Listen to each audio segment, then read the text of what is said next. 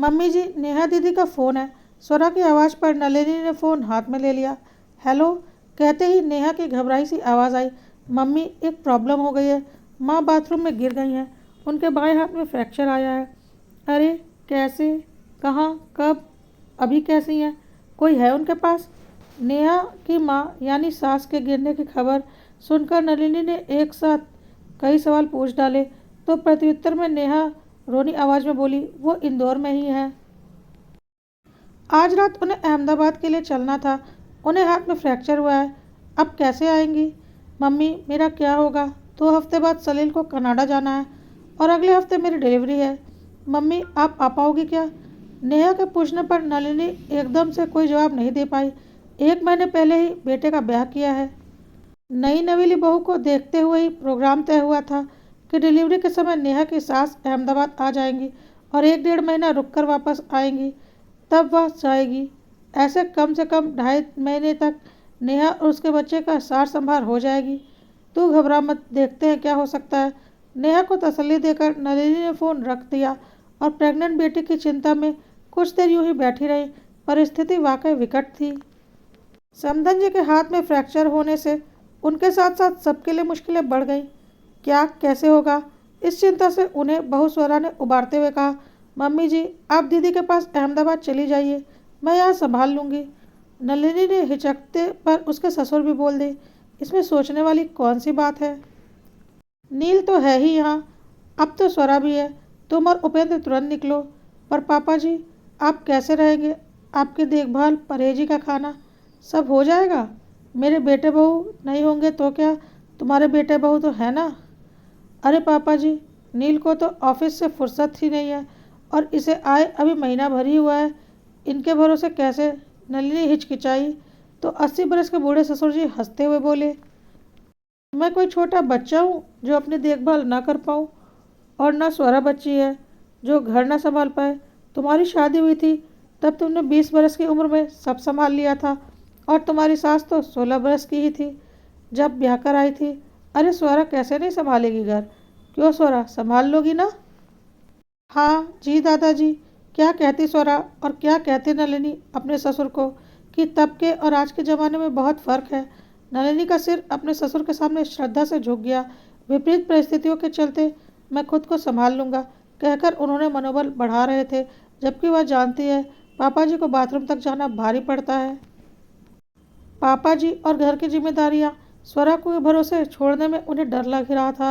आजकल की लड़कियां क्या जाने घर की सार संभाल, पर पापा जी और परिस्थितियों के आगे वह विवश थी। यूं तो स्वरा 1 महीने से घर में है और अधिकतर समय तो मायके, हनीमून और घूमने फिरने में ही निकल गया। वह स्वयं बेटे की शादी के बाद बड़े प्रयास से घर की व्यवस्था पुरानी पटरी पर लौटा पाई थी। अब यूं अचानक घर छोड़ छाड़ कर अहमदाबाद के लिए निकलने का मन ही नहीं मान रहा था। पर मौके की नज़ाकत समझते हुए घर की व्यवस्था, पापा जी के परहेजों और दवाइयों के बारे में नील स्वरा को समझाकर वह और उपेंद्र तुरंत हवाई जहाज़ से अहमदाबाद के लिए निकल गए। 9 महीने की आखिरी हफ्ते में कब डिलीवरी हो जाए कुछ पता नहीं। मम्मी पापा को देखकर नेहा का सारा तनाव छूमंतर हो गया। उनके पहुंचने के 4 दिन बाद ही उसने पुत्री को जन्म दिया। कुछ दिनों बाद दामाद सलील कनाडा चले गए। नलिनी ने घर की सारी व्यवस्था संभाल ली और उपेंद्र ने बाहर की। नेहा और नन्ही परी के बीच समय कैसे निकलता कुछ पता ही नहीं चलता। भोपाल फ़ोन करती पर पापा जी यहाँ की चिंता मत करो, सब ठीक है कहकर तसल्ली दे देते। 40 दिन बाद नेहा ने नलिनी से कहा, मम्मी अगले हफ्ते तक सलील आ जाएंगे, मैं भी चलने फिरने लगी हूँ, आप चाहो तो भोपाल चली जाओ। यह सुनकर नलिनी ने राहत की सांस ली। मन तो घर में ही अटक कर रह गया था। सो नेहा के कहने पर 2 दिन ही और रुककर नलिनी ने वापसी का टिकट करवा लिया। साथ ही उपेंद्र और नेहा को कह दिया कि उनके भोपाल पहुंचने की खबर पापा जी, नील, स्वरा को कतई ना दे। सरप्राइज का मजा ही और रहेगा। सरप्राइज की बात सुनकर नेहा खुशी खुशी मान गई, पर उपेंद्र पहुंचने की सूचना न देने से कुछ असहज थे। रास्ते में ट्रेन में उन्होंने इस बाबत नलिनी से बात की तो वह बोली, पहली बार स्वरा के भरोसे पापा जी और घर की जिम्मेदारी छोड़ी है। पापा जी नील तो सीधे साधे हैं, जब भी फ़ोन किया सब ठीक है, चिंता मत करो कहते रहे। अचानक पहुंचने पर स्वरा का असली मूल्यांकन हो पाएगा। कि वो घर संभालने में कितनी सक्षम है और घरवालों के प्रति कितनी संवेदनशील है। यह सुनकर उपेंद्र अवाक रह गए। नलिनी के फ़ोन न करने के पीछे की छिपी मानसिकता का उन्हें जरा भी भान नहीं था। वो तो समझे थे कि नलिनी अचानक पहुंचकर उन्हें सुखद आश्चर्य में डुबोने का मंतव्य रखती है, बिना किसी को सूचित किए। उपेंद्र और नलिनी घर पहुंचे तो खुद सरप्राइज हो गए जब घर में ताला लगा देखा। बाहर का गेट किराएदार ने खोला और बताया कि सब लोग सुबह से ही बाहर हैं। घर के बरामदे में उन्हें बैठाकर वह चाबी लेने चला गया। आसपास नजर दौड़ाते नलिनी उपेंद्र बेतरह चौंके जब उन्होंने पापा जी के कमरे की बेत की आराम कुर्सी और मेज बरामदे में रखी देखी। किराएदार से चाबी लेकर ताला खोला तो सकते में आ गए। पापा जी के कमरे में पर्दे और पेंटिंग्स के अलावा कुछ भी नहीं था। दीवान, अलमारी सब बरामदे में लगे छोटे से गेस्ट रूम में आ चुके थे। कमरे का हुलिया देखकर नलिनी को बहुत गुस्सा आया। कितने सुरुचिपूर्ण ढंग से पापा जी का कमरा सजाया गया था।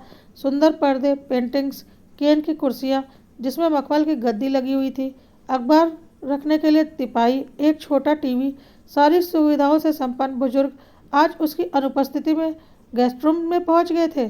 कल की आई लड़की की हिम्मत देखो। उपेंद्र, पापा जी का ये हाल, ये हमारा क्या हाल करेगी बुढ़ापे में।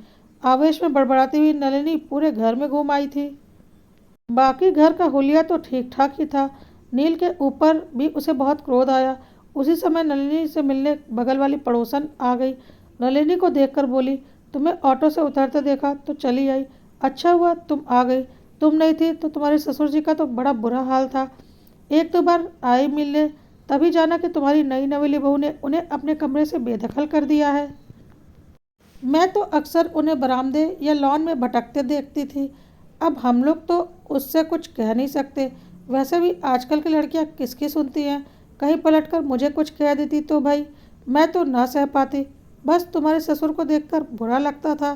तुम लोगों ने उन्हें इतने आदर से रखा, पर तुम्हारी बहू ने तो।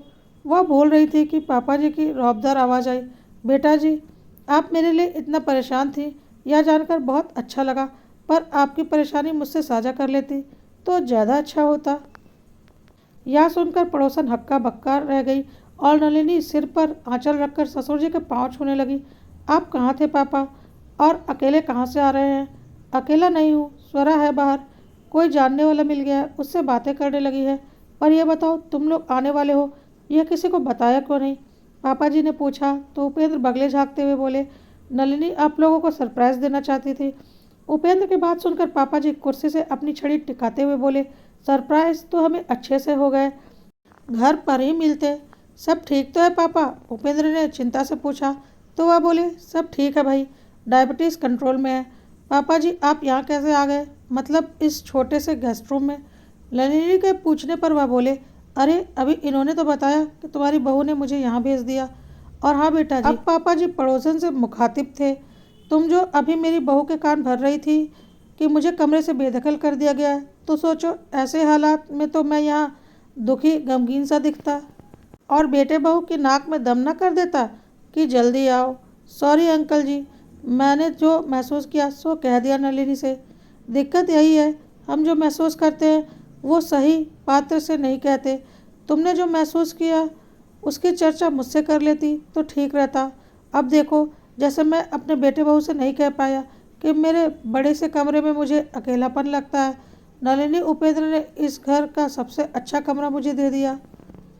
इसे प्यार से सजाया संवारा, पर सच कहूँ तो कमरे और बरामदे और लॉन के बीच की दूरी के चलते आलसवश टहलना छूट गया था। अरे तो ये बात पहले क्यों नहीं कही आपने पापा जी। नलिनी के कहने पर पापा जी भावुक होकर बोले, संकोचवश ना कह पाया, कैसे कहता बेटी। जिस कमरे के पर्दे के सिलेक्शन के लिए तुम 10 दुकानें घूमी हो, जिसके डेकोर के लिए तुम घंटों नेट के सामने बैठी हो, उस कमरे के लिए कैसे कह देता कि मुझे यहाँ नहीं रहना। तू तो मेरी प्यारी बहू है, पर तेरी बहू तो मेरी माँ बन गई। वह तो सीधे ही बोली, दादाजी आप दिन भर कमरे में क्यों बैठे रहते हैं, आलस छोड़िए, बैठे बैठे घुटने और ख़राब हो जाएंगे। उसने मेरे कमरे से कुर्सी मेज निकलवा कर बरामदे में डलवा दिया। मैंने कहा कि लेटने के लिए कमरे तक जाना भारी लगता है। तो यह सुनकर तुम्हारी बहू बोली, दादाजी जब तक सर्दी है तब तक के लिए गेस्ट रूम में शिफ्ट हो जाएं। मुझे भी सही लगा। आराम करने का तलब होने पर बरामदे और लॉन में गेस्ट रूम तक आना सुविधाजनक है। गेस्ट रूम से लॉन, बरामदा सब दिखता है। जब मन करता है बरामदे में टहल लेता हूँ, जब इच्छा हो लॉन में पेड़ पौधे, फूल पत्तियाँ देख लेता हूँ। किराएदार के बच्चे खेलते हैं तो उनकी आवाज़ मन में ऊर्जा भर देती है। किराएदार के बच्चे नीचे खेलने आते हैं तो दो बातें उनसे भी कर लेता हूँ। छोटे वाला तो रोज़ नियम से शाम 6 बजे लूडो लेकर आता है। बुरा ना मानना बेटी, ये कमरा छोटा ज़रूर है पर इसमें पूर्णता का एहसास है। चलने फिरने में गिरने का डर नहीं रहता है। आसपास खिड़की, दरवाजे, मेज कुर्सी का सहारा है। छड़ी की ज़रूरत नहीं। अरे वाह मम्मी जी आ गई। सहसा स्वरा का प्रफुल्लित स्वर गूंजा। पैर छूते हुए वह चहकी। अरे बताया नहीं कि आप आ रही हैं। पता होता तो आज हम हॉस्पिटल ना जाते। नलिनी चुप रही तो पापा जी बोले, तुम्हारी मम्मी तुम्हें सरप्राइज़ देना चाहती थी। स्वरा चहकते हुए बोली, आज सरप्राइज़ का दिन है क्या? मम्मी जी पता है, दादाजी की सारी रिपोर्ट्स नॉर्मल आई है। देख लो, मेरी सेहत रंग लाई। पापा जी के कहने पर स्वरा बोली, मम्मी जी बड़े जोड़ तोड़ किए दादाजी को टहलाने के लिए। रोज़ हम कहते टहलने को तो दादाजी आजकल कहकर टाल देते और अपने कमरे में बंद रज़ाई ओढ़े ठिठुरते रहते थे। बस एक दिन इलाज निकाला, पापा जी की रज़ाई और दीवान कमरे से हटाकर यहाँ डाल दी। अब प्यासे को कुएं के पास तो जाना ही था। इस कमरे के पास बरामदा होने से इनका अड्डा यहीं जमने लगा है। बरामदे और लॉन के बीच पूरी धूप वसूलते हैं। स्वरा हंस रही थी, पापा जी मुस्कुरा रहे थे, पर नलिनी मौन थी। उसे गंभीर देखकर स्वरा की हंसी थम गई। वह कान पकड़ते हुए बोली, सॉरी मम्मी, नील ने पहले ही कहा था कि मेरी हरकत पर मुझे खूब डांट पड़ने वाली है। सोचा था जब आप आएंगी तब तक जनवरी के कड़ाके की सर्दी निकल जाएगी। आपके आने से पहले सारी व्यवस्था पहले जैसी कर दूंगी, पर आप तो बिना बताए आ गई और मेरे खुराफात पकड़ी गई। यह सुनकर नलिनी गंभीरता से बोली, बताकर आती तो मूल्यांकन कैसे करती? किस बात का? स्वरा ने अचरज से पूछा। तो नलिनी बोली, सिक्के के दो पहलू का मूल्यांकन। सिक्के का एक पहलू सही तस्वीर नहीं दिखाता है, ये आज जान लिया। अपने जीवन में मैंने कई बुजुर्गों को उपेक्षित जीवन जीते देखा है। जब घर बनवाया तभी सोच लिया था कि पापा जी को सबसे बड़ा, सुंदर और आरामदायक कमरा देंगे, पर इस चक्कर में हमने पापा जी के कमरे से बांध ही दिया, साथ ही अकेलेपन से भी। इसका तोड़ निकालना पड़ेगा। सर्दी तक तो यहाँ ठीक है, पर गर्मियों में पुराने कमरे में रहेंगे पापा जी। पापा जी के पुराने कमरे में लाइब्रेरी शिफ्ट करके एक छोटा सा सोफ़ा और क्वीन साइज बेड लगा देंगे। आने जाने वाले पापा जी के कमरे में बैठेंगे ताकि वहाँ रौनक भी रहे और बड़ा कमरा छोटा भी लगे और पापा जी का दिल भी लगा रहे। अरे वाह मम्मी जी, ये तो और भी बढ़िया आइडिया है। वैसे दादाजी दिन में यहाँ और रात में वहाँ सो सकते हैं। ये ले लो जी, एक और आइडिया। उपेंद्र हंसकर बोले तो पापा जी बनावटी दुख के साथ कहने लगे, इसका मतलब कि मुझे दोनों कमरों की देखभाल करनी होगी। स्वरा हंसकर बोली, और नहीं तो क्या, इसी बहाने आपका एक कमरे से दूसरे कमरे तक चलना फिरना तो होगा। कम से कम ये तो नहीं कहेंगे, हाय मेरा घुटना जाम हो गया। अपनी नकल करती स्वरा को देख पापा जी मुस्कुरा कर बोले, नलिनी तेरी बहू बहुत शरारती है। यह सुनकर नलिनी तपाक से बोली, मेरी बहू नहीं पापा जी, आपकी माँ। सब हंसने लगे। इसी बीच किराएदार के बच्चों की गेंद बरामदे में आ गई तो पापा जी 2 कदम चलने से भी कतराते थे। वह बच्चों की गेंद उठाने के लिए लॉन की ओर बढ़ रहे थे। नलिनी, उपेंद्र के लिए यह दृश्य सुखद था। आंटी जी आप चाय पियेंगी? स्वरा ने पड़ोसन से पूछा तो वह घर में बहुत काम है कहते हुए उठ गई। शायद उन्हें भी सिक्के के दूसरे पहलू का भान हो गया था। जाते ही पड़ोसन को नलिनी ने नहीं रोका। उसका ध्यान तो पापा जी की ओर था जो खिलखिलाते चेहरों के साथ गेंद बच्चों की ओर उछाल रहे थे।